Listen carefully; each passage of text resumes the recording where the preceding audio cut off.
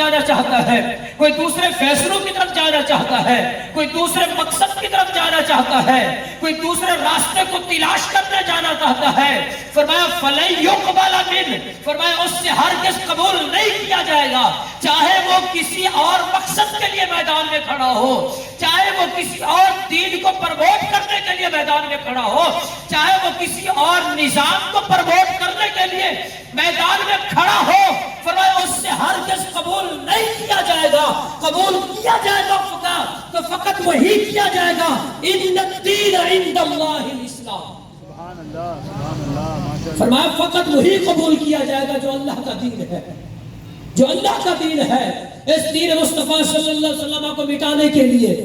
ابو جہل بھی میدان میں اترا، ابو لہب بھی میدان میں اترا، اور اس طرح آنے والے دور کے اندر وقتاً فوقتاً لوگ اترتے رہے دین اسلام کے خاتمے کے لیے، لیکن رب تبارک و تعالی نے دین اسلام کے پرچم کو بلند کرنے کے لیے بھی میدان عمل میں ایسے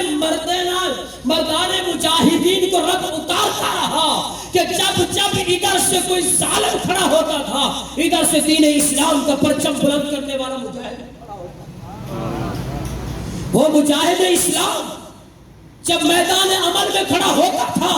پھر کیفیت یہ ہوتی تھی کہ اگر کوئی دین اسلام کے نام مٹانے کی کوشش کر رہا ہوتا تو وہ مرد مجاہد تنہا کھڑے ہو کر دین اسلام کے پرچم کو بلند کر کے پوری امت کا قرض اتار دیا کرتا تھا،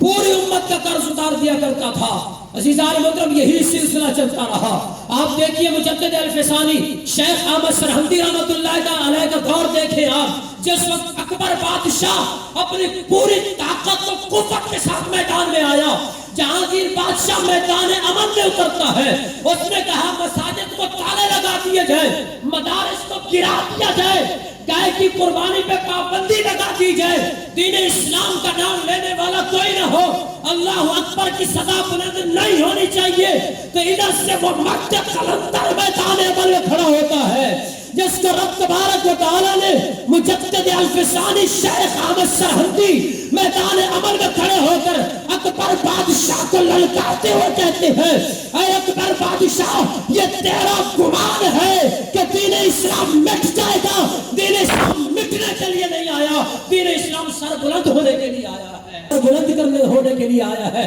یہ اسلام مٹنے کے لیے نہیں آیا۔ عزیزان محترم، آگے دور چلتے چلتے پھر وہ دور آتا ہے کہ جس میں بریلی کے تاجدار سیدی امام احمد رضا خان فاضل بریلی علیہ رحمہ میدان عمل میں اترتے ہیں، اور ادھر سے ہر طرف سے فتنے کھڑے ہوئے، کہیں سے میرے آقا کریم علیہ السلام کی عزت و ناموس پہ حملہ، کہیں پر میرے آقا کریم صلی اللہ علیہ وسلم کی علم غیب کے حوالے سے حملہ، کہیں اختیارات مصطفیٰ پر حملہ، کہیں علم غیب پر حملہ، کہیں حاضر و ناظر پہ حملہ، کہیں کوئی حملہ۔ ادھر سے وہ بریلی کا تاجدار میدان میں آتا ہے اور سب کو للکارتے ہوئے کہتا ہے کہ یہ رضا کے نیزے کی مار ہے، کہ یہ وار جو وار سے پار ہے۔ تو اس مرد قلندر نے